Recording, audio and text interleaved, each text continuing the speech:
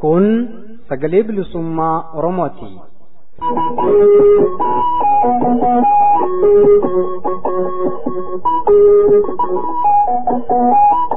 Sagaleen Bilisummaa Oromoo guyyoota kiibxataa, jimaataa fi sanbataa ganama sa'aatii 6:00 hanga sa'aatii 7:00, galgala ammoo sa'aatii 6 hanga sa'aatii 6:30 akkasumas guyyaa roobii ganama sa'aatii 7:00 hanga sa'aatii 8:00tti, galgala ammoo sa'aatii 7 hanga sa'aatii 7:30tti dambalii gabaabaa kiilooheerzii 7,175 irratti yookaan dambalii giddugaleessaa kiilooheerzii 837 irratti akkasumas dambalii gabaabaa meetir baandii 25 kiilooheerzii 11,810 irratti jimaataa fi dilbata galgala sa'aatii 8 hanga sa'aatii 8:30tti afaan Oromootiin, roobii ammoo galgala sa'aatii 8 hanga sa'aatii 9tti afaan Oromoo fi afaan Amaaraan wal duraa duubaan qophiilee dabarsuu amma jalqaba. Kun Sagalee Bilisummaa Oromooti.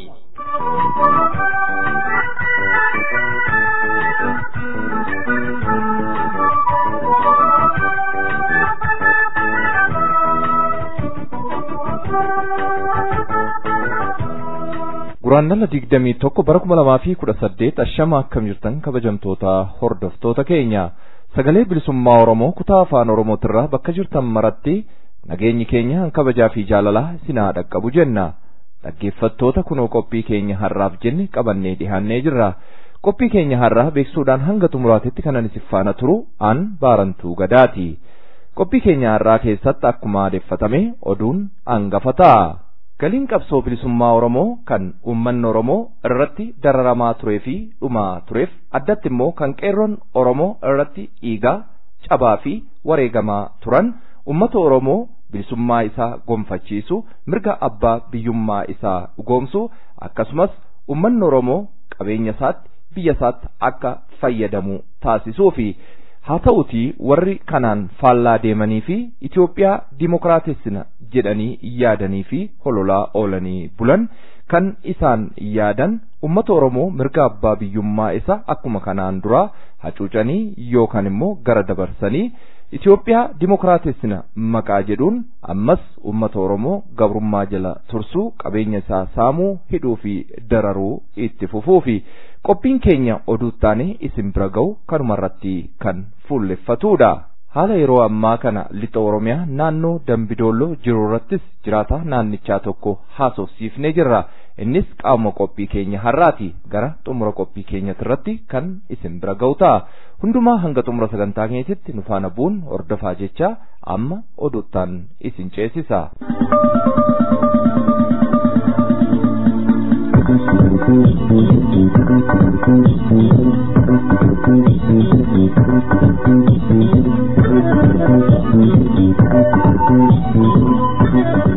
Irra deebi'uudhaan ashama akkam jirtu dhaggeeffatoota keenya kabajamoo fi jaallatamoo Sagalee Bilisummaa Oromoo Sagantaa Afaan Oromoo irraa oduu har'aaf qabnu qabannee dhiyaannee jirra. Oduu har'aa waliin anayyaantuu bulchaati.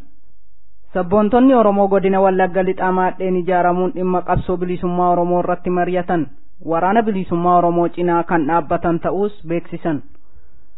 Oduun nu ga'e akka ifa godhutti godina Wallagga lixaa fi qellee Wallaggaatti sabboontonni walitti dhufanii haala qabsoo bilisummaa Oromoo irratti marii bal'aa geggeeffatanii milkiin xumuratan.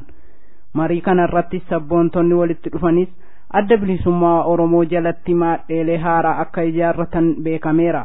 Haaluma kanaan maadheeleen adda bilisummaa Oromoo haaraa moggaafamanis maadhee Garaa Arbaa, Furtuu Bilisummaa, Gumaa Doorii Ganteessaa, Galfata Garaa Arbaa, Alagaaf hin garboomnu, Marsaa Dheeressaa jedhaman ta'uunis beekameera. Sabboontonni maadheelee kanneenis marii geggeeffatan irratti waraana bilisummaa Oromoo cina haga wareegama lubbuutti kan dhaabbatan ta'uu ibsuun hidhaa fi ajjechaan qabsoo taasisan irraa kan isaan hin dhaabne ta'us himan. gareen deeggarsa Oromiyaa damee Awustiraaliyaa labsii hatattamaa wayyaanee marsaa lammaffaaf labse kan isaan yaaddeessu ta'uu xalayaa mootummoota gamtoomanitti barreesseen beeksise. mootummaan abbaa irree wayyaanee Gurraandhala 15 bara 2018 labsii hatattamaa marsaa lammaffaaf baase rakkoo siyaasaa hamaa caaluuf biyyattiitti dhalchuuf kan jiru ta'uu gareen deeggarsa Oromiyaa damee Awustiraaliyaa xalayaa mootummoota gamtoomanitti komishinii mirga dhala namaaf barreesseen ibse. tarkaanfiin kun lammiilee nagaa karaa nagaan mirga bu'uuraa dhala namaa fi bilisummaaf gaafatan ittiin afaan qabsiisuuf akka ta'e yaaddoo qabu waliin eereera. itti dabaluunis furmaata waaraa barbaaduurra tarkaanfii kana fudhachuun jeequmsa amma biyyattii keessattuu Oromiyaa keessatti dhalate ittuu babal'isuun dhiittaa mirga dhala namaa hamaa kan dhalchu ta'uu ibse. Komishinii mirga dhala namaa dhaabbata mootummoota gamtoomanii tarkaanfii hatattamaa akka fudhatu waamicha taasiseera. haaluma kanaan gareen deeggarsa Oromiyaa damee Awustiraaliyaa mootummoota gamtoomanitti komishinii mirga dhala namaaf xalayaa barreesseen mootummaan Itiyoophiyaa labsii hatattamaa kana akka dhaabuuf dhiibbaa akka irratti godhu, hidhamtoota siyaasaa biyyattii keessaa hunda hatattamaan akka gadi lakkisuu fi manneen hidhaa siyaasaa hunda kanneen beekamaniif hin beekamne hatattamaan akka cufsiisus gaafateera.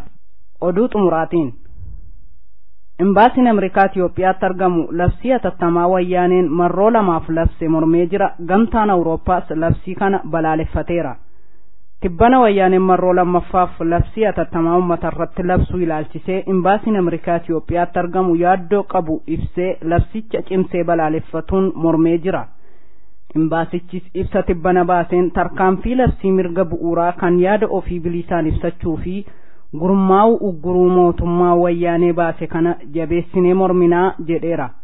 Rakkoo biyyattii mudate kan dhimma dimokiraasii, guddina dinagdee yookaanis nagaa waaraa dhabuus ta'e kanneen biroo karaa nagaan adeemsa siyaasaan furuudha malee uggura adda addaa kaa'uun furmaata akka hin taanes ibsa imbaasiin Ameerikaa Itiyoophiyaatti argamu barreesse keessatti eerameera.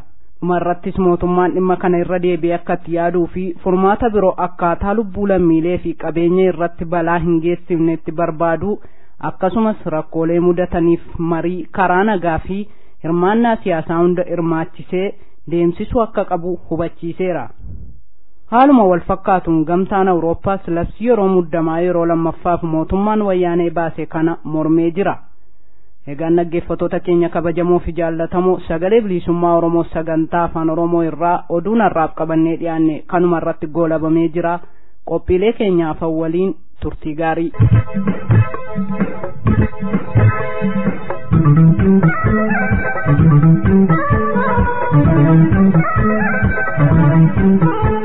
kabajamtoota hordoftoota keenya kan caqasaa jirtan kun sagalee bilisummaa Oromoo kutaa afaan Oromootirraa meetir baandii 25 kiilooheerzii 11,800 fi 10 irratti kan isinii tamsa'aa jirudha.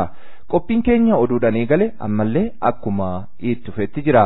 Galiin qabsoo bilisummaa Oromoo kan uummanni Oromoo irratti dararamaa turee fi dhumaa tureef addatti immoo kan qeerroon Oromoo irratti dhiigaa cabaa fi wareegamaa turan uummata Oromoo bilisummaa isaa gonfachiisu, mirga abbaa biyyummaa isaa dhugoomsu, akkasumas uummanni Oromoo qabeenya isaatti biyya isaatti akka fayyadamu taasisuu fi kanneen kanaan faallaa ta'an immoo mirga abbaa biyyummaa uummanni Oromoo qabsaa'aa fi turee fi jiru kana hanqisuuf ennaa deeman argaa fi dhagahaa jirra. Jarreen kun maqaa Itiyoophiyaa dimokiraatessuu jedhuun mirga abbaa biyyummaa Oromoon qabsaa'aa fi turee fi jiru kana dura dhaabbachuuf ennaa carraaqan argaa fi dhagahaa jirra. Qophiin keenya taanee dhiyaatu kan kanarratti fuulleffatudha. Ammallee nu faana bu'aa.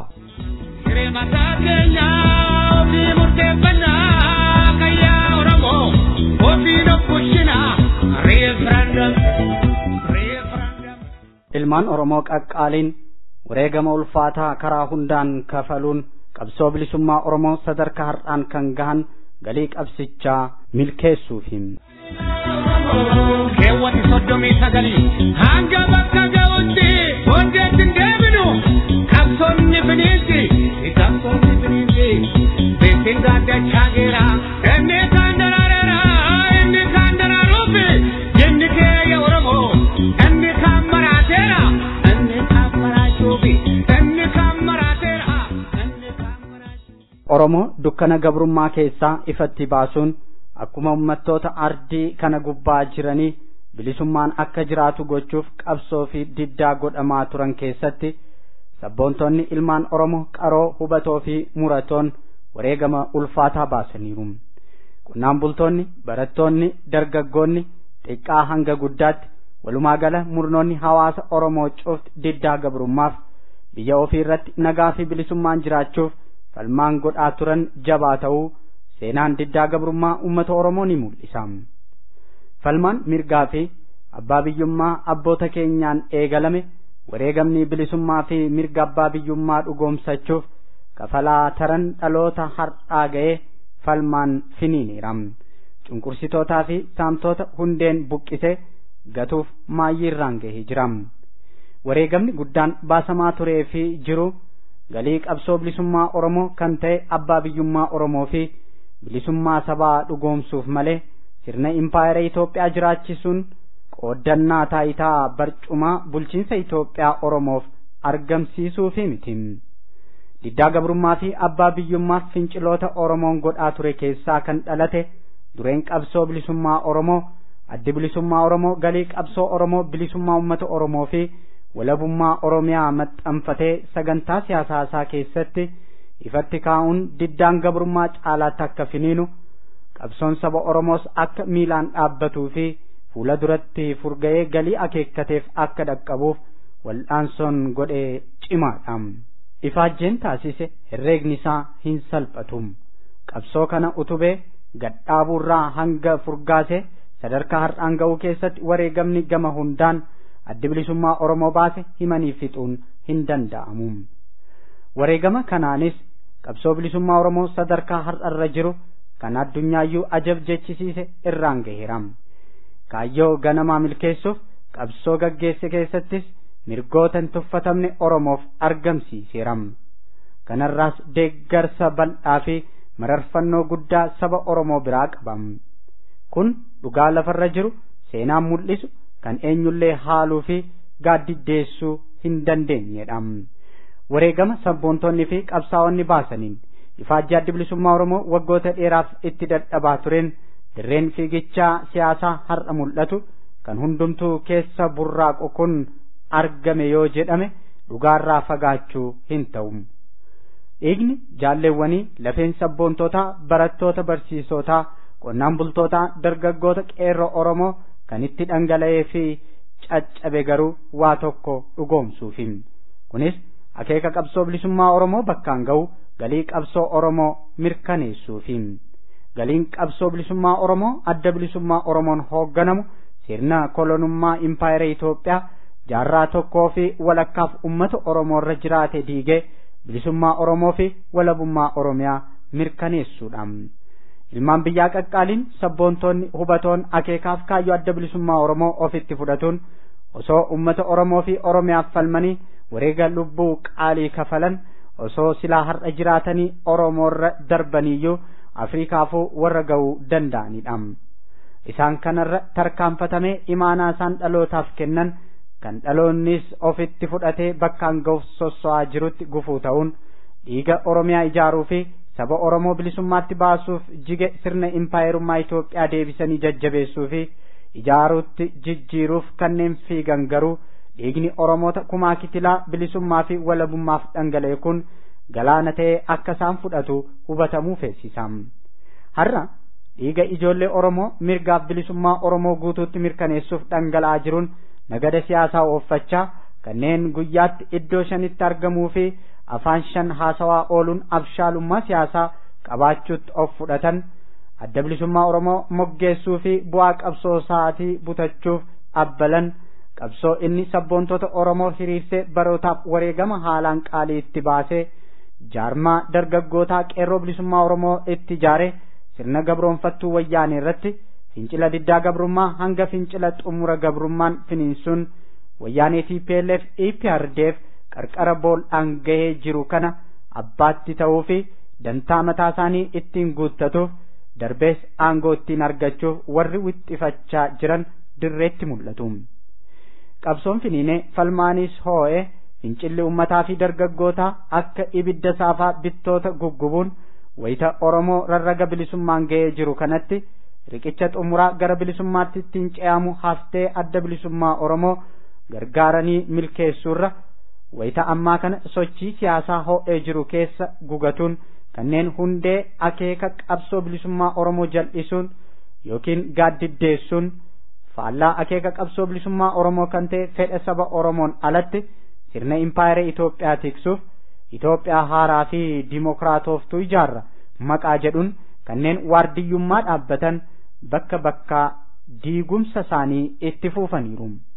Itoophiyaan fedha sabootaan ala humnaan ijaaramte jiraatte ummanni Oromoos achi keessa jiraatu malee Oromiyaan akka biyyaatti sabni Oromoo akka ummattoota addunyaa kanaa biyya mataasaa qabaatee itti mul'atu akka madda rakkoo ta'etti of amansiisanii hawaasa burjaajessuuf dhoksaaf ifatti shiraa oolan. Isaan kun waliin jireenya ummattootaaf kan falman fakkaatanii mirga ummanni Oromoo hiree isaa murteeffatuuf qabu dura dhaabbatu. Galii qabsoo bilisummaa Oromoo hanqisuuf aara galfii malee hojjetu. Adda bilisummaa Oromoo diinoomfatu. Kan itti hin milkoofne yoo ta'an illee dhaabicha dadhabsiisuuf waan isaanitti fakkaate hunda yaalu. Dhiiga abboota keenyaa lafee qabsaa'ota Oromoo kalee qabee hangaarraatti bilisummaa fi walabummaa Oromiyaaf dhangala'ee fi caccabetti kan kabajaa horu ekeraa isaanii kan boqochiisu akeekaaf kaayyoo qabsoo bilisummaa Oromoo isaan itti kitimaataan dhugoomsuudha. Dhaloonni har'aa qeerroon bilisummaa qabsicha baatee deemaa jiru kan adda isaa rasaasaaf kenne gita bittuu Tigraay wayyaanee irratti warraaqsa buqqaasaa gaggeessaa jiru imaanaan abbootii isaanii daldaltoota siyaasaa baraneen akka karaarraa hin maqne jabinaan tiksuudha qaban. Galiin qabsoo keenya akeekni fincila diddaa gabrummaa hanga fincila xumura gabrummaa sirna impaayera Itoophiyaa Oromoo irraa kaasuun bilisummaa uummata Oromoo fi walabummaa Oromiyaa mirkaneessuudha. Kana galii godhanne wareegama haalaan ulfaataa itti baasnee qabsoo fi warraaqsa uummataa finiinsine asiin geenye butatanii warra har'as Itoophiyaa haaraa fi dimokiraatofte ijaarra jechuun ammas Oromoo impaayera Itoophiyaa mana hidhaa sabootaa taate keessatti ittisuuf abbalan dammaqinaan ofirraa tiksaa fi adeemsa isaanii kolaasaa qabsoo haa furgaasnu. Qeerroon bilisummaa dargaggoonni waliigalatti uummanni Oromoo dhiiga uummata Oromoo bilisoomsuu fi Oromiyaa walaboomsuuf dhangale Itoophiyaa humnaan ijaaramtee humnaan tikfamaa jirtu jiraachisuu akka hin oolfamne dammaqinaan tiksaa galii qabsoo keenyaa milkeessuuf falmaa keenya haa finiinsinu. Hunda caalaa duree qabsoo Oromoo adda bilisummaa Oromoo daran cimsannee fi faana hiriirree imala gara bilisummaa fi walabummaatti goonuu haa milkeessinu.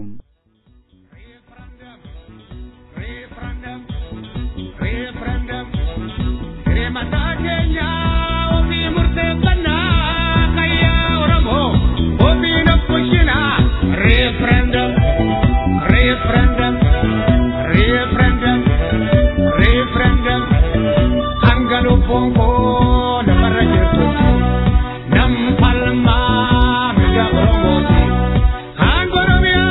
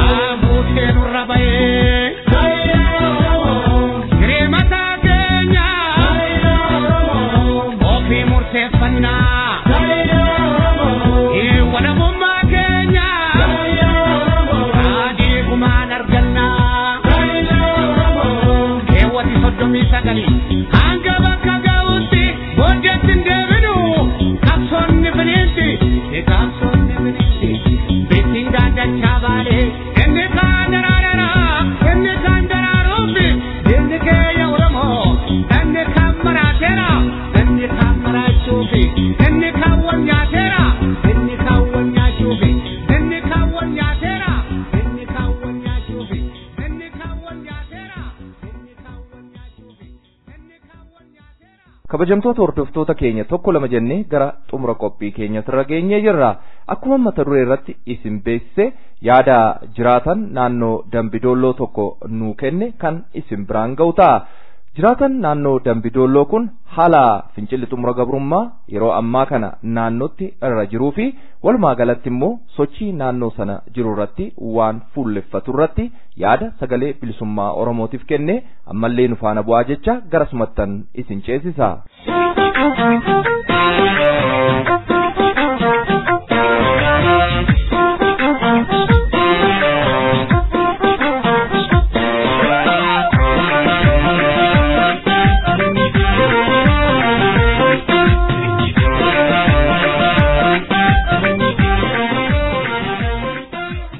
Dargaggoo Dirribaa Amantee godina Qeellam Wallaggaa Dambidolloo irraa mee haalli yeroo ammaa naannoon Dambidollootiif naannoo ishee keessa jirtu maal akka fakkaatu dhaggeeffattoota keenyaaf nu ibsi.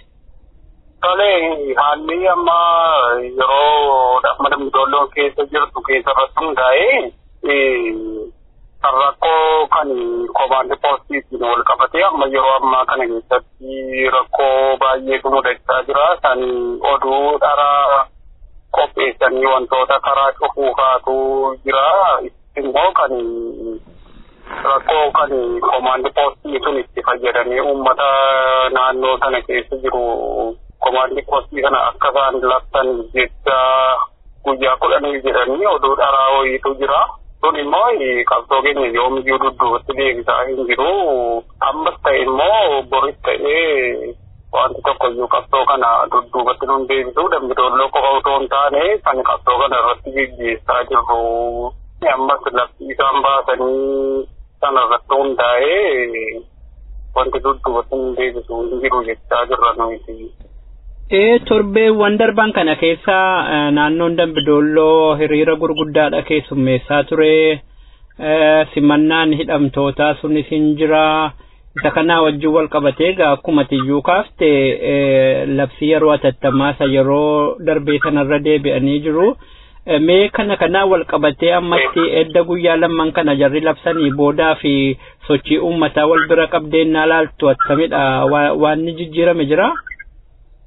Wanti jijjiiramu suni ammayyuu taanaan wanti hidhamtootii kan manoota hidhaa turan ba'anii fi kan wal bukkee qabee kan haasa'uu barbaadu warrooti ba'an suni kan akka Dambidollootti maaliif jiktaan faan baane wanti jedhu gaafii wantooti kakka'u jiru miidiyaalee adda addaa irratti. Isaan kun immoo isaanii dhimma siyaasaatiif jedhanii kan isaan hidhamanii jiran. Isaaniif maaliif hin ba'anii isaan ammas isaanii wal qabatee kan sochii labsii kan komaandi state of emergency kan jedhamu kun maaliif hojiirra oolaa jiraatee kan jedhu yaadii uummattoota keessa galees jira. Isaan keessaa kan hafe ammas yaadi kun ammas bal'atee ammas waan ka'aa jiruu fi yaadoti ammas yaadi kun akka kufuuf jedhanii warrooti ga'ee guddaa godhanii fi namooti hedduun jiru. Isaan immoo amma hojiirra kan ooluuf jedhanii gocha hin taane kan gochaa jiranii fi ijoolloti kan oppiidiyoon ijaarte mootummaan kun ijaarte yaadota hin taane yaadota faallaa hedduutu jira as keessaa kan madde. Kan biraadha waa'inuma kanaa wajjin wal qabateeti yeroo ammaa egaa muummichi ministeeraa aangoo gallakkisee jira. Bakka muummicha ministeeraa sana immoo kan bakka bu'u jedhanii keessattuu miidiyaa hawaasaatii fi deeggartoota oppiidiyootiin wal falmiin tokko yaadonni tokko ka'aa jiru.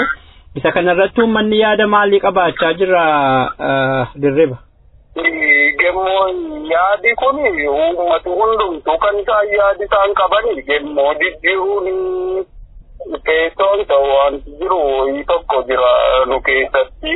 Sun immoo yaada beekamaadha waan ta'eef ammas yoo ta'e wayyaaneen irraa hin buuti yoo ta'e bakki ishee kan bu'u bakki kan muummichi ministeeraa kan Itoophiyaadhaa kan bu'u yaadi isaanii yaada dhokataa yaada diippirii kan miishinii kan mallasiin bakkaan ga'uudhaaf jedhaniitu isa waggaa 20 yoo isa kan duraanii kana isa kan dhimma daangaa sana bakka ga'uudhaaf malee ammayyuu taanaa waa'een komaandi poostii nun dhibu kanaan duras nurratti labsamee tureera kun immoo wanta nu dhibu miti wanta argine darbineera waan ta'eef nuti isaan yoo kana labsanis labsuu dhiisanis eenyuyyuu lammaanis ta'e yoo kanarratti yaada hin kennu kennaniirus kaleessas gaddas garuu wanti kun nun dhibu hariiroon isaan waliin qaban hundumti isaayyuu akka ni kufu kan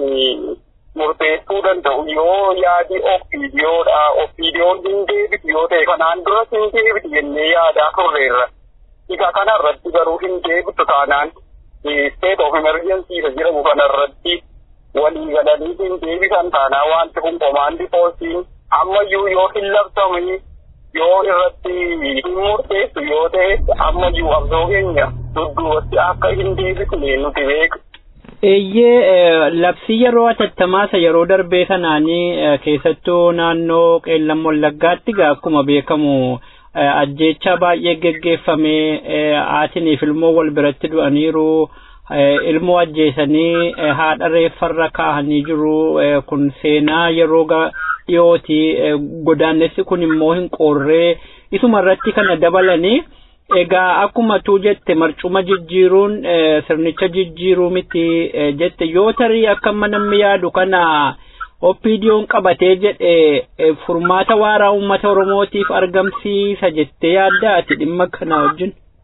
Yoo hin jijjiirama ta'e waan tokko bu'aa hin qabu uummata Oromootiif kan uummata Oromoo bulchuu danda'u yoomiyyuu taanaan kan warroota bara caakkaa keessatti qabsaa'e sana isaan duwwaadha kan ammayyuu taanaan ofiidiyoo miti kan uummata Oromoo bulchuu danda'u yoomiyyuu taanaan warroota nuti itti gargaaraa jirru sana.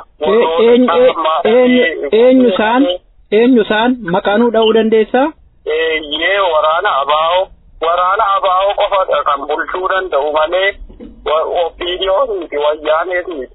Egaa guyyaa dheengaddaa kana Dambidolloo keessatti simannaa sana wajjin wal qabatee alaabaan magaalattii keessa guutee jira daandii irratti dargaggoonni alaabaa kaasaa turanii mee yeroo alaabaa kaaftan sana maaltu isinitti dhaga'ame sirna sana jala jirtu poolisiin sin naanna'ee jira sodaan isinitti uumamne ture dirriba yeroo waan sana gootan? Tokkoyyuu sodaan tokko nutti dhaga'ame hin turre nuti ikkoo gammachuu guutuudhaan simannaa sana fudhannee turre isaa irratti immoo ammas hidhamtooti dhufan kun kan yeroo baay'eedhaaf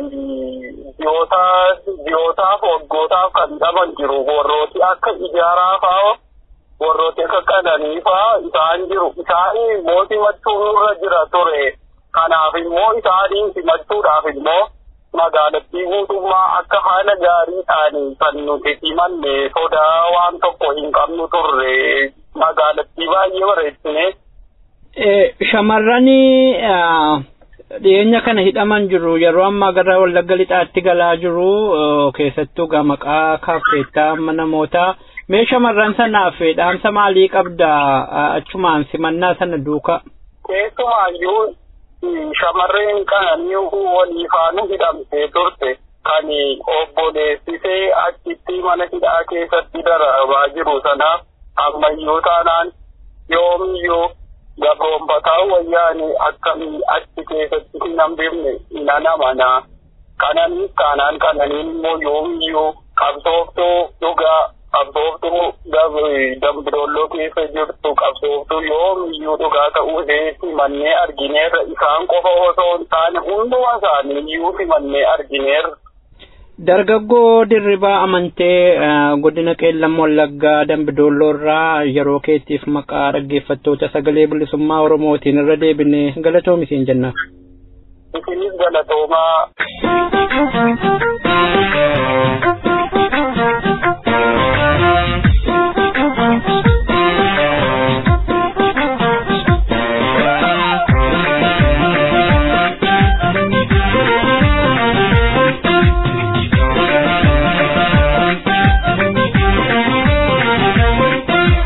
Gurraandhala ya Gurraandhala galee gadaanu tole palmanna kai balmalakiya wali galeen mabara bambiya kura malekiya ya kura male kitu mangale gadaanu tole palmanna kai balmalakiya wali galeen mabara bambiya jubale lalu banno kenya nawalu kota konde binu bodani jarro bicho kamyo kati jubale lalu Bilisummaa kenya nawalu kota konde binu bodani inno bicho kamyo kati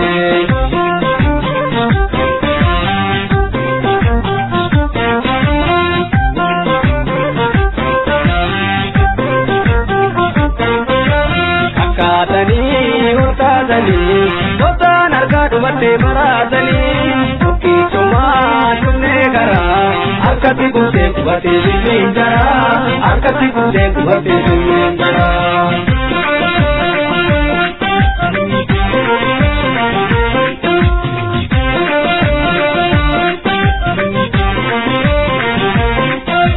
Kabsoo malee yoomuu qabnu fedhannoo Yeroo Oromoo jajjabeesseedhannoo Maashii nagabara, irree tokko kaanii kamoofara. Yuutuudhaame maashii nagabara, irree tokko kaanii kamoofara.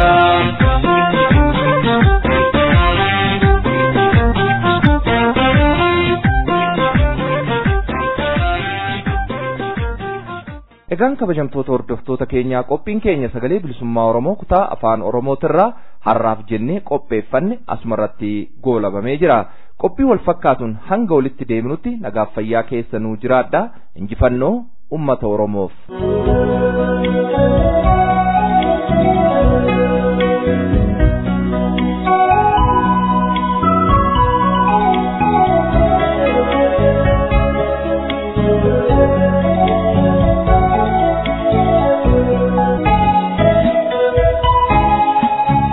ይህ የኦሮሞ ነጻነት ድምጽ ነው። የኦሮሞ ነጻነት ድምጽ ዘወትር ማክሰኞ፣ አርብና ቅዳሜ ከጠዋቱ ከ12 ሰዓት ተኩል እስከ 1 ሰዓት፣ ምሽት ከ12 ሰዓት እስከ 12 ሰዓት ተኩል እንዲሁም ረቡዕ ከጠዋቱ ከ1 ሰዓት ተኩል እስከ 2 ሰዓት፣ ምሽት ደግሞ ከ1 ሰዓት እስከ 1 ሰዓት ተኩል በ837 ኪሎ ሄርዝ መካከለኛ ሞገድና በ7175 ኪሎ ሄርዝ አጭር ሞገድ እንዲሁም በ25 ሜትር ባንድ አጭር ሞገድ በ11810 ኪሎ ሄርዝ ላይ ዘወትር አርብና እሁድ ከምሽቱ ከ2 ሰዓት እስከ 2 ሰዓት ተኩል በአፋን ኦሮሞ፣ ረቡዕ ምሽት ከ2 ሰዓት እስከ 3 ሰዓት ደግሞ በአፋን ኦሮሞና በአማርኛ በቅደም ተከተል የሚያስተላልፈውን ዝግጅት አሁን ጀመረም። ይህ የኦሮሞ ነጻነት ድምጽ ነው።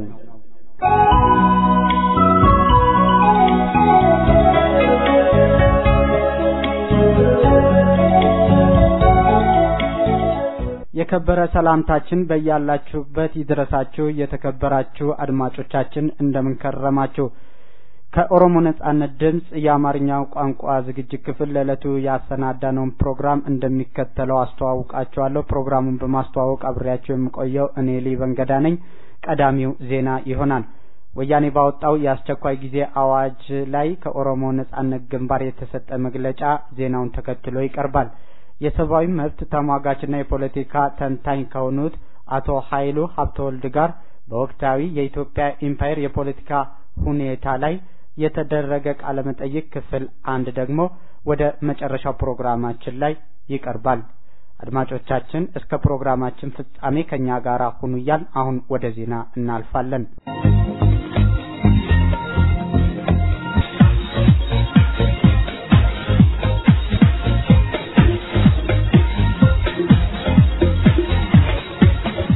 ጤና ይስጥልኝ አድማጮች፣ ከሰዓቱ ዜናዎች ጋር ፍራኦል ጃለታ ነኝ።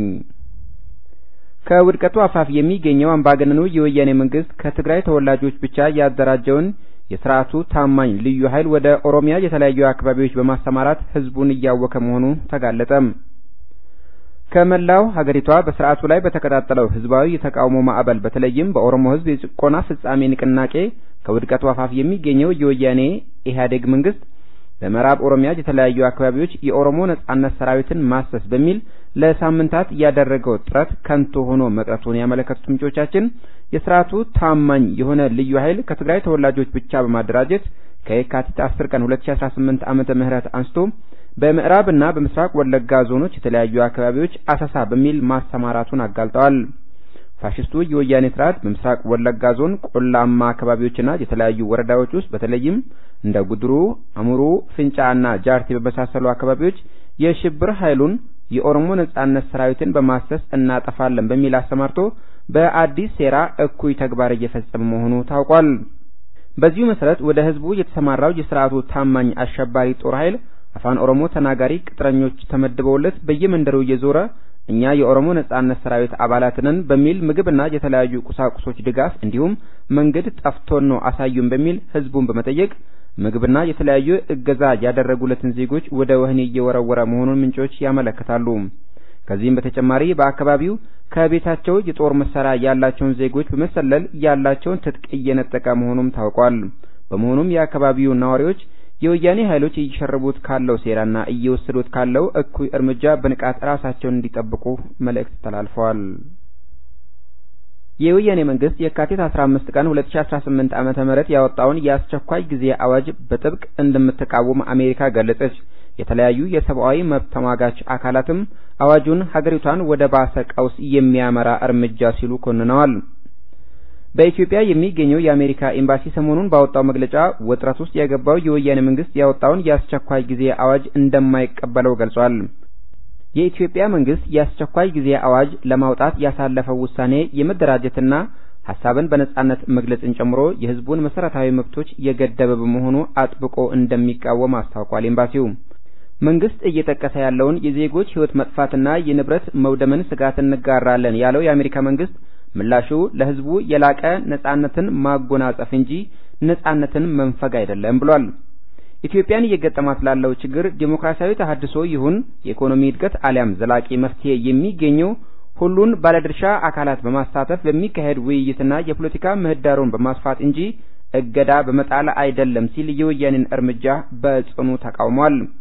መንግስት ያሳለፈውን ውሳኔ በድጋሚ እንዲያጤንና የዜጎችን ህይወትና የንብረት ውድመትን የሚከላከልበትን ስልት ሲቀይስ በሀገሪቷ ትርጉም ያለው የፖለቲካ ውይይትና ተሳትፎ እንዲኖር እንዲሁም ለዘላቂና እውነተኛ ዲሞክራሲ እንዲሰራ ፊንፊኔ የሚገኘው የአሜሪካ ኤምባሲ ሰሞኑን ባወጣው መግለጫ አስታውቋል።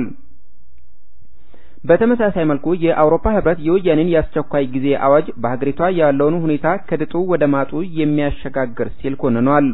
ህብረቱ በውጭ ጉዳይ ቢሮ አማካይነት በሰጠው መግለጫ እንዳስታወቀው በኢትዮጵያ ወያኔ ያወጀው የአስቸኳይ ጊዜ አዋጅ ህዝቡን ይበልጥ የሚያፈንና ያለውን የፖለቲካ አለመረጋጋትና ውጥረት የሚያወሳስብ እርምጃ መሆኑን ገልጾ አውግዟል። በመሆኑም መንግስት የፖለቲካ ምህዳሩን በማስፋትና የህዝቦችን ጥያቄ በአግባቡ ሊመልስ የሚችልና ዘላቂ ሰላም የሚያስገኝ ተጨባጭ እርምጃ በመውሰድ ሀገሪቷንና ቀጠናውን ከከፋ አደጋ ለመታደግ መስራት እንደሚጠበቅበት ገልጾ በአዋጅ አፈናን ማጠናከሩን እንዲያቆም ጠይቀዋል። የኦሮሚያ ድጋፍ ቡድን ኦሮሚያ ሰፖርት ግሩፕ የአውስትራሊያ ቅርንጫፍም ይህንኑ የወያኔ አዋጅ በማውገዝ የካቲት 18 ቀን 2018 ዓመተ ምህረት ባወጣው መግለጫ የተባበሩት መንግስታት ድርጅት የሰብአዊ መብቶች ኮሚሽን ወያኔ እየገዛት ባለችው ኢትዮጵያ ውስጥ ላለውና ከገዢው ቡድን እርምጃ እየተወሳሰበ ላለው ችግር አፋጣኝ የመፍትሄ እርምጃ እንዲወስድ ጠይቋል። በኦሮሚያ እየተፈጸመ ያለውን ህገወጥ ግድያና የጅምላ ጭፍጨፋ ሁኔታ ትኩረትና መፍትሄ መንፈግ በቀጠናው የባሰ ቀውስ ያስከትላል ያለው የኦሮሚያ ሰፖርት ግሩፕ አዋጁ በሀገሪቷ የዜጎችን መሰረታዊ የሰብአዊ መብቶችና ነጻነትን ይበልጥ ለማፈን የወጣ መሆኑን በመግለጽ ኮንኗል። የወያኔው ጠቅላይ ሚኒስትር ኃይለ ማርያም ደሳለኝ ስልጣኑን እንደሚለቅ ማሳወቁን ተከትሎ የወያኔ ቡድን የካቲት 15 ቀን 2018 ዓ.ም ከንጋታው ጀምሮ ስራ ላይ የሚውል የአስቸኳይ ጊዜ አዋጅ ማውጣቱን ያወሳው የኦሮሚያ ሰፖርት ግሩፕ በመላው ሀገሪቷ በተለይም ደግሞ በአማራና በኦሮሚያ ክልል በእጅጉ እየተፋፋመ ያለው የጸረ ወያኔ ተቃውሞና የጭቆና ፍጻሜ ንቅናቄ ወያኔ እስረኞችን እንዲለቅ እስር ቤቶችን እዘጋለሁ በሚል ቃል እንዲገባም እንዳስገደደው ጠቅሷል። የወያኔ መንግስት በሀገሪቷ ያለውን ችግር ያገናዘበ ተጨባጭ እርምጃ ከመውሰድ ይልቅ የአስቸኳይ ጊዜ አዋጅ ማውጣቱ ያለውን ቀውስ ከማባባሱም ባሻገር በአፍሪካ ቀንድ ቀጠና የከፋ ችግር እንዲከሰት ስለሚያደርግ የተባበሩት መንግስታት ድርጅት የሰብአዊ መብቶች ኮሚሽን አፋጣኝ እርምጃ እንዲወስድ ጠይቋል።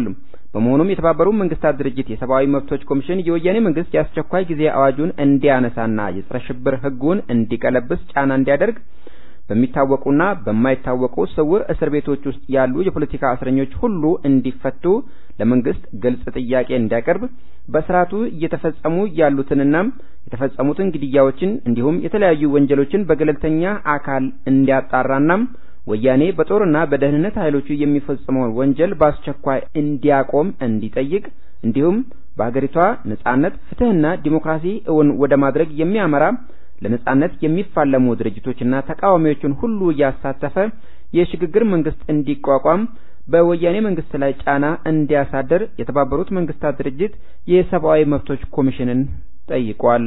አድማጮች ለሰዓቱ ያዝነው ዜና በዚሁ ተጠናቋል።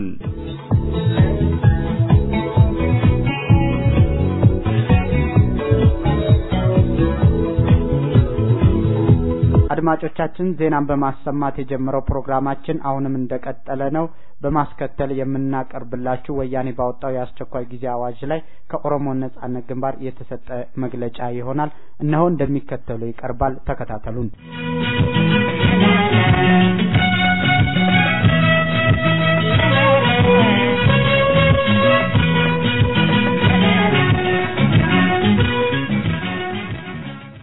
በህዝቡ ላይ በተደጋጋሚ ጦርነት ማወጅ የጭቆና አገዛዝ ስርዓት ፍጻሜን አይገታውም። የወያኔን የአስቸኳይ ጊዜ አዋጅ በተመለከተ ከኦሮሞ ነጻነት ግንባር የተሰጠ መግለጫ።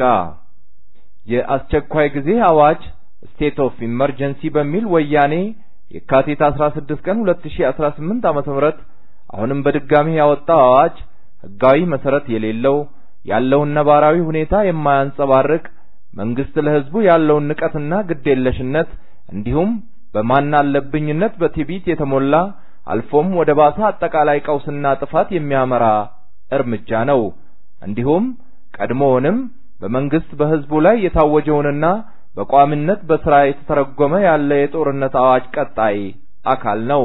ይህ ደግሞ ወያኔ ዛሬም ለህዝቡ ያለውን ንቀትና ከህዝቡ ጋር እልህ መጋባቱን ያሳያል።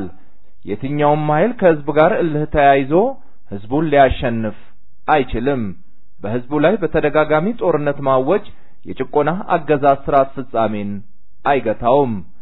በህወሓት ኢህአዴግ የሚመራው የኢትዮጵያ መንግስት በኦሮሞ ህዝብ ላይ ጦርነት ያወጀው ዛሬ ሳይሆን እንደ አውሮፓ አቆጣጠር በ1992 ዓ.ም የኦሮሞ ነጻነት ግንባር ከሽግግር መንግስቱ ቻርተር ተገፍቶ እንደወጣ ነው። ከዚያን ወቅት አንስቶ ላለፉት 27 ዓመታት ህወሓት ኢህአዴግ ከኦሮሞ ህዝብ ጋር በቋሚነት ጦርነት ላይ ይገኛል። በእነዚህ ዓመታት ሁሉ ወያኔ የሀገር መከላከያ ሰራዊት በሚል ባደራጃቸው የጦርና የፖሊስ ኃይሎች እንዲሁም የደህንነት ኃይሎች ሴኩሪቲ ፎርስስ ተጠቅሞ የኦሮሞን ህዝብ የነጻነት ትግል ለማፈንና ለማጥፋት ሲል በኦሮሞ ህዝብ ላይ በከፈተው በዚህ ጦርነት የጅምላ ግድያ፣ እስራት፣ የሀብት ዝርፊያና ከቀየው ማፈናቀልን ጨምሮ በኦሮሞ ህዝብ ላይ የዘር ማጥፋት ወይም ጄኖሳይድ ወንጀል ሲፈጽም ከዛሬ ደርሷል። ከነዚህ ወንጀሎች በከፊል በተለያዩ ጊዜያት በኦሮሞ ነጻነት ግንባር እንዲሁም እንደ ሁማን ራይትስ ዎች፣ አምነስቲ ኢንተርናሽናል፣ የአፍሪካ ቀንድ የሰብአዊ መብቶች ሊግ በመሳሰሉ የሰብአዊ መብት ተሟጋች ተቋማት ሲዘገብ እንደነበር ይታወሳል። ይሁን እንጂ በህወሓት ኢህአዴግ መንግስት በኦሮሞ ህዝብና በሌሎች የአገሪቷ ህዝቦች ላይ ሲፈጸም የነበረና እየተፈጸመም ያለ እስካሁንም ድረስ ይፋ ያልሆኑና ያልተዘገቡ በርካታ ወንጀሎች አሉ። ይህ በህወሓት ወያኔ መንግስት በህዝቦች ላይ ሲተገበር የነበረውና እየተተገበረም ያለው ዘርፈ ብዙ ወንጀል ወደፊት በበቂ ምርመራ ተደግፎ ለህግ መቅረብ የሚገባው ነው። የሀገሪቷ ህዝቦች በተለይም የኦሮሞ ህዝብ በህወሓት ኢህአዴግ የሚደርስበትን ዘግናኝና ማለቂያ ያጣ ሰቆቃ ለማስቆም ባካሄዱት መራራ ትግል ከቅርብ ጊዜያት ወዲህ ይህ ጸረ ህዝብ የሆነ መንግስት በህዝቦች ተጠልቶና ተተፍቶ በመዳከም ጸረ ህዝብና ጸረ ዲሞክራሲ መሆኑንም ለዓለም ማህበረሰብ ተጋልጧል። ከዚህም በመነሳት ህዝቡን እንዳሻው መቆጣጠር ቀርቶ ከገጠመው ውስጣዊ ቀውስ እንኳን ማገገም ተስኖት በከፍተኛ ችግር ውስጥ ተዘፍቋል። ባለፈው ዓመት ማገባደጃ ላይ ወይም ታህሳስ 2017 ዓ.ም ባካሄደው የኢህአዴግ የሥራ አስፈጻሚ ኮሚቴ ስብሰባ አገሪቷ ለገባችበት የፖለቲካ ኢኮኖሚና ማህበራዊ ችግሮች ሁሉ የችግሩ መንስኤ የህወሓት ኢህአዴግ አመራር መሆኑን በግልጽ አምኖ በመቀበል በቁጥጥር ስር ባለው ሚዲያ ህዝቡን ይቅርታ መጠየቁ ይታወሳል።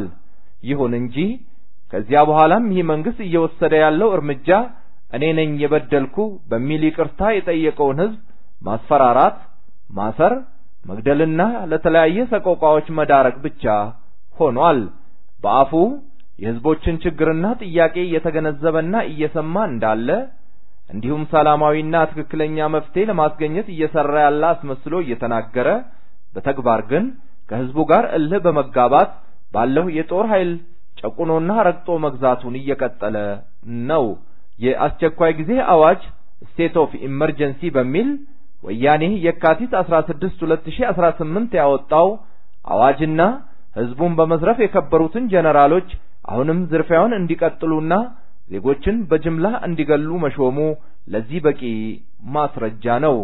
የአስቸኳይ ጊዜ አዋጅ ስቴት ኦፍ ኢመርጀንሲ በሚል ወያኔ የካቲት 16 ቀን 2018 ዓ.ም አሁንም በድጋሜ ያወጣው አዋጅ ህጋዊ መሰረት የሌለው ያለውን ነባራዊ ሁኔታ የማያንጸባርቅ መንግስት ለህዝቡ ያለውን ንቀትና ግዴለሽነት እንዲሁም በማን አለብኝነትና በትዕቢት የተሞላ አልፎም ወደ ባሰ አጠቃላይ ቀውስና ጥፋት የሚያመራ እርምጃ ነው። እንዲሁም ቀድሞውንም በመንግስት በህዝቡ ላይ የታወጀውና በቋሚነት በስራ እየተተረጎመ ያለ የጦርነት አዋጅ ቀጣይ አካል ነው። ይህ ደግሞ ወያኔ ዛሬም ለህዝቡ ያለውን ንቀትና ከህዝቡ ጋር እልህ መጋባቱን ያሳያል።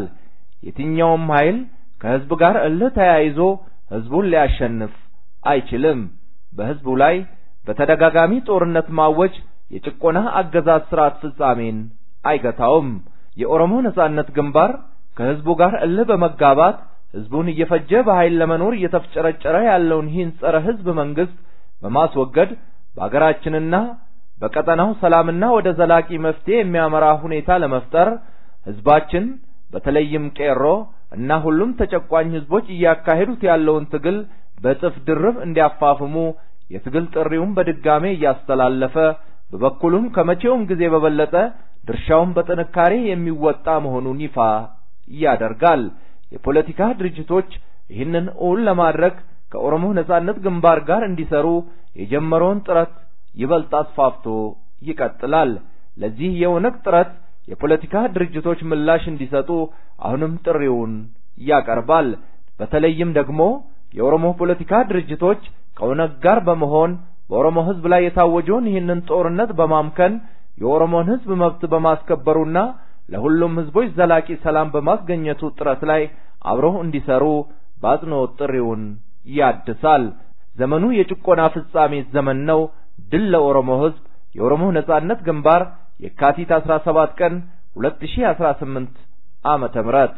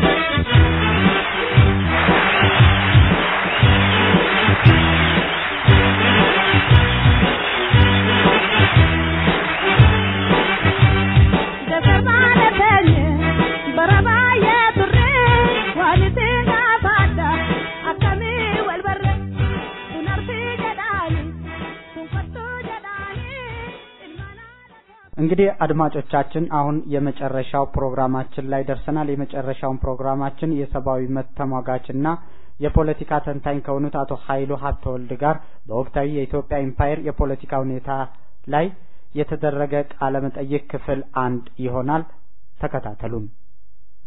አቶ ኃይሉ ሀብተወልድ የሰብአዊ መብት ተሟጋች እና የፖለቲካ ተሳትፎ የጎላ የሆነ እስቲ በምስራቅ አፍሪካ ዙሪያ ላይ እንግዲህ እንደምታዘቡት በአሁኑ ሰዓት በተለይ በአገራችን ያሉት የህዝብ ትግልም እየተፋፋመ ነው የሚገኘው። በአጠቃላይ በኢትዮጵያ ዙሪያ እየተደረጉ ያሉትን ፖለቲካ እንዴት ይገመግማሉ? በኢትዮጵያ በአሁኑ ጊዜ ያለው የፖለቲካ ሁኔታ ይሄ ነው ለማለት በጣም አስቸጋሪ ነው። በተለይ ህዝቡ ከዳር እስከ ዳር እንቅስቃሴ የጀመረበት አንድ አመት ጊዜ ሂደት ለወያኔ ትልቅ እድል የነበረበት ጊዜ ነው። ያንን እድል ሳይጠቀሙ በዚህ ህዝቡ ያለማቋረጥ ለመብቱ የሚያደርገውን ትግል በመቀጠሉ በተለይም በጣም ጸጥ ያሉ ኤሪያዎች ሁሉ እንደገና የፖለቲካ እንቅስቃሴ ውስጥ ኢንሮል እያደረጉ የመብት ጥያቄ ውስጥ እንትን እያደረጉ ኢንቮልቭ እያደረጉ ስለመጡ በተለይ በደቡብ ኤሪያ አሁን አዲስ የተጀመረ እንቅስቃሴ ነው። ወያኔዎቹ ይሄንን የተረዱ አይመስለኝም። አሁንም ጊዜ ገዝተው ያንኑ የራሳቸውን መንግስት ለጠግነው ለማቆየት ፍላጎት ስላላቸው ምስራቅ አፍሪካ ላይ በተለይ የኢትዮጵያ እንደዚህ አይነት ኪዮስ ውስጥ መውደቅ ለኢትዮጵያ ብቻ ሳይሆን ለአካባቢው በሙሉ በጣም አደገኛና ሊያባራ ወደማይችል ሁኔታ ላይ እየገፉ ነው ያሉት። እንደሚታወቀው በተለይ እንግዲህ እኛ ምናነሳቸው ነጥቦች ወደ ሀገራችን ነው የሚያገነብለው። ምክንያቱም የሀገራችን ሰላም ለምስራቅ አፍሪካም አልፎም በዛች ሀገር ላይ ጥቅም ያላቸውን ሀገሮችንም ታሳቢ ያደረገ ነው የሚሆነው። እንግዲህ ሀገራችን ውስጥ መንግስት ህዝብን ሰላም እየነሳ ነው ያለው። ህዝቡም አልገዛም ባይነቱን ቀጥሎበት ነው ያለው እስቲ የህዝቡን ትግል እንዴት ነው የሚገመግሙት እንግዲህ የህዝቡ ትግል መጀመሪያ ሲጀምር ጊዜያዊ እንቅስቃሴ መስሎ ነው የጀመረው ለሁሉም እንትን አነስተኛ የመብት ጥያቄ በተለይ በግንጭና በአምቦ የወጣቱ ትግል አምቦን እንደ ትልቅ ለኢትዮጵያ ህዝብ ትግል አምቦ ትልቅ እንደ ሪፈረንስ ፖይንት የሚወሰድ ነው የአምቦ ህዝብ ታሪክ ሁሉ ጊዜ የሚረሳ አይደለም ብዙ ወጣቶች መስዋዕትነት ከፍለዋል ከመጀመሪያ ጀምሮ ከወያኔ ከገባችበት ጊዜ ጀምሮ እንቢ ለሀገሬ ያለ ህዝብ የወጣበት ነው አምቦ እና እንደሚታወቀው ኢትዮጵያ ውስጥ ወደንም ጠላንም የኦሮሞ ህዝብ ማጆሪቲ ነው ፎሎድ ከዛም የአማራ ህዝብ ቀጥሎ ያለ ነው የወያኔ ካልኩሌሽን ሌላውን በማቃረን በተለይ ትልቆቹን ብሔረሰቦች አማራና ኦሮሞን በማጋጨት ለአመታት የመግዛት ፍላጎቱን ለማርካት የጀመረው እንቅስቃሴ ነበር ነገር ግን ወጣቱ ትውልድ ይሄን ነገር ሰባብሮታል በተለይ የኦሮሚያ ወጣቶች የቄሮ ወጣቶች ይሄንን የወያኔን ህልም ድምጥማጡን ያጠፉ ከእንግዲህ ወደ ኋላ የሚመለሱም አይመስለኝም እና በአንጻሩም በፋኖ እየተባለ በአማራው አካባቢ እንዲሁም በጉራጌም አካባቢ አሁን እየጀመሩ ነው በደቡብም ይቀጥላል ለወያኔ አሁን ይሄ ምትክ የሌለው ትልቅ እድል ነው ይሄን እድል የሚያጡ ከሆነ አንደኛ የኢትዮጵያንም ሁኔታ ትልቅ አደጋ ውስጥ ይከታሉ ሁለተኛ ለወያኔም ትልቅ አደጋ ውስጥ ነው የሚገቡት ሰዎች የማይረዱት አንድ ነገር አለ ወያኔዎቹም እንደ ፕሮፓጋንዳ ሊጠቀሙ የሚፈልጉበት የትግራይን ህዝብ ከወያኔ ጋር በማዛመድ የኦሮሞ ወጣቶች ይሄንን ያውቃሉ እና የፖለቲካ ድርጅትን ለይተው አንደርስታንድ ያደርጋሉ በመንገዳቸው ላይ የቆመውን ያውቃሉ ከነሱ ጋር የቆመውንም ያውቃሉ እንግዲህ ካነሳን አይቀር የኦሮሞ ወጣቶችን የትግል ተሳትፎ አንስተዋል ግንጪ ላይ የተጀመረው ህዝባዊ አመጽ የጸረ ባርነት ትግል ዛሬ ላይ ደርሶ ባለፈው ሳምንት በዚህ ሳምንት ያየን ባለነው ሁኔታ ጠቅላላ መላ ኦሮሚያን ያሳተፈ የገበያ እቀባን አድርጓል በዛ የተሳካ ስራ የተሰራ ይመስሎታል ያንን እንዴት አዩ በትክክል የተሳካ ነው የኦሮሚያ ህዝብ ከዳር እስከ ዳር ከጠረፍ እስከ ጠረፍ በማያቋርጥ የአድማ እንትን ውስጥ በመግባት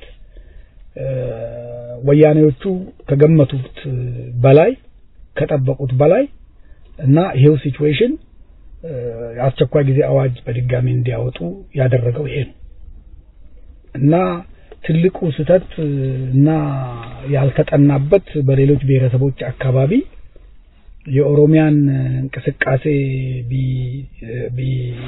በተለያየ ምክንያት አልተቀላቀሉም ቢቀላቀሉ ኖሮ የወያኔ እድሜ አጭር ይሆን ነበር እና ምናልባትም የተለያየ ችግር ይኖራል እኔ በውጪ ስላለው በአካባቢው ያለውን ይሄ ስህተት ነው ይሄ ትክክል ነው ለማለት ሙሉ በሙሉ አልደፍርም ነገር ግን ወደፊት በሚደረገው እንቅስቃሴ የኦሮሞ የጉራጌ የአማራ የደቡብ ህዝብ ወጣቶች የአፋር የሶማሌ በአጠቃላይ በኢትዮጵያ ክልል የሚገኙ ወጣቶች በጋራ እጅ ለእጅ ተያይዘው የወደፊት ዕጣ ፈንታቸውን በዲሞክራሲያዊ መንገድ የሚወስኑበትን ሂደት መፍጠር መቻል አለባቸው ከእንግዲህ የወያኔ ጥርስ ተነቃንቋል ወደ ኋላ ተመልሶ እንደገና ይተካል መውለቅ ነው ያለበት ይሄን ደግሞ በኦሮሚያና በሌሎች ወጣቶች ትግል ከፍተኛ ድል እንደሚመጣ ተስፋ እናደርጋለን የኦሮሞ ወጣቶችም ሆነ የኦሮሞ ህዝብ ትግል የሥርዓት ለውጥ እንጂ የግለሰቦች ሹምሽር አይደለም። ወያኔ ያካሄደ ያለው ይሄንን ነው እና አሁን ባነሱት ነጥብ ላይ የተቀረው ህዝብ የኦሮሞን ትግል አልተቀላቀለም። አሁን ከብዙ የፖለቲካ ተንታኞችም እየተገመገመ ያለ ነገር ነው። ስርዓቱ ቢለወጥ ያ ጭቁን ብሔረሰቦች የኦሮሞ ትግል የብሔር ብሔረሰቦች ጭቁን ህዝቦችን ያማከለ ነው። ህዝቡ ነፃነቱን ያገኝ ነው። ይሄ ስርዓት ህዝብን እየጎዳ መኖሩ ከታወቀ ዘንዳ ለምን ይሆን የህዝቡ ፍራቻ ብለው ምሉት? በርግጥ ሰዎች ወይም አካባቢዎች እንደየአካባቢያቸው ተጨባጭ ሁኔታ እና ፕሮፓጋንዳ ወይም ደግሞ የአደረጃጀት ሁኔታ ነው የሚያስቡት። በባህልም በታሪክም እንደምናውቀው የኦሮሞ ህዝብ አገንስት ሌላ ሆኖ አያውቅም፣ ወደፊትም አይሆንም። ይሁን እንጂ በአንዳንድ አካባቢዎች ከመደራጀት ወይም የተለያየ የፖለቲካ ድርጅት ከመኖርና ህዝቡን ከማወናበዱ ባሻገር አገንስት ወያኔ መቆሙን በሁሉም ብሔረሰብ አካባቢ ይታመናል። ትክክል ነው እንዳልከው የኦሮሞ ወጣቶችም ሆነ የሌሎች ወጣቶች ጥያቄ የሥርዓት ለውጥ እንጂ የግለሰብ ለውጥ አይደለም። የግለሰብ ለውጥ የወያኔ ፍላጎት ነው። ጠጋግነው የኦሮሞ ወይም የሌላ አካባቢ ሰዎችን ወደፊት በማድረግ አሁንም በኦሮሞና በሌላ ኤትኒክ ጀርባ ላይ እንደገና ለመፈናጠጥ የሚያስቡት የወያኔ ሽፍቶች ቡድን ህልም ነው። አንደኛ በክራይም እና በተለያየ ነገር ስለተጨማለቁ ይሄንን ስልጣን መልቀቅ ለነሱ ፈሪዎች ስለሆኑ እምነት የላቸውም። እምነትን ወስዶ እርቅን በሙሉ ልብ ማድረግ ወይም ሪኮንሲሌሽን ማድረግ ከጀግኖች የሚጠበቅ ነው።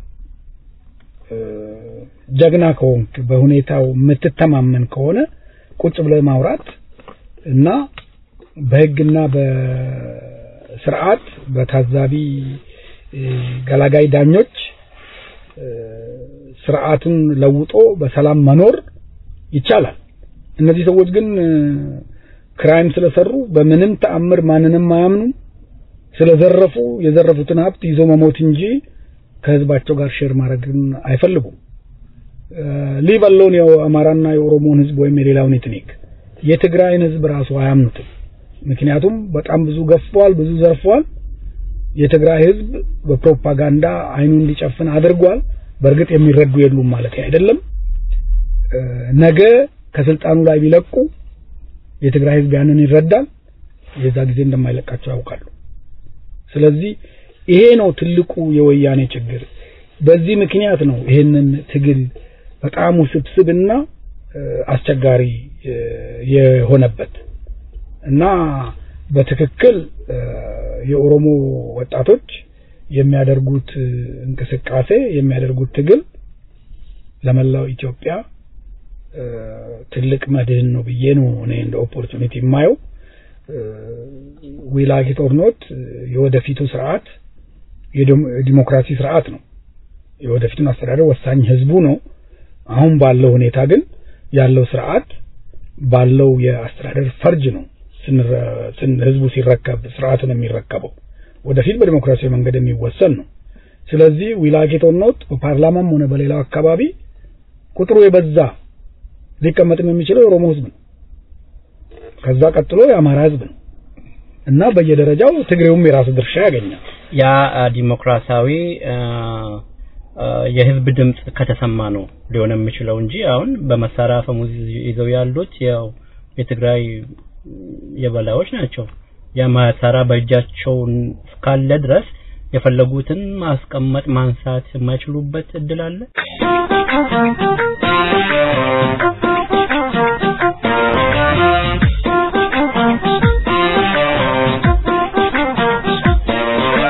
አድማጮቻችን የቃለ መጠይቅ በዚህ አላበቃም። ክፍል ሁለቱን በቀጣይ ፕሮግራማችን ይዘን እንቀርባለን። እንግዲህ ለዕለቱ ያሰናዳነው ፕሮግራምም በዚሁ አበቃ። ስለተከታተላችሁን ከልብ እናመሰግናለን። በተመሳሳይ ፕሮግራም እስከምንገናኝ ደህና ሁኑልን። ድል ለኦሮሞ ሕዝብ።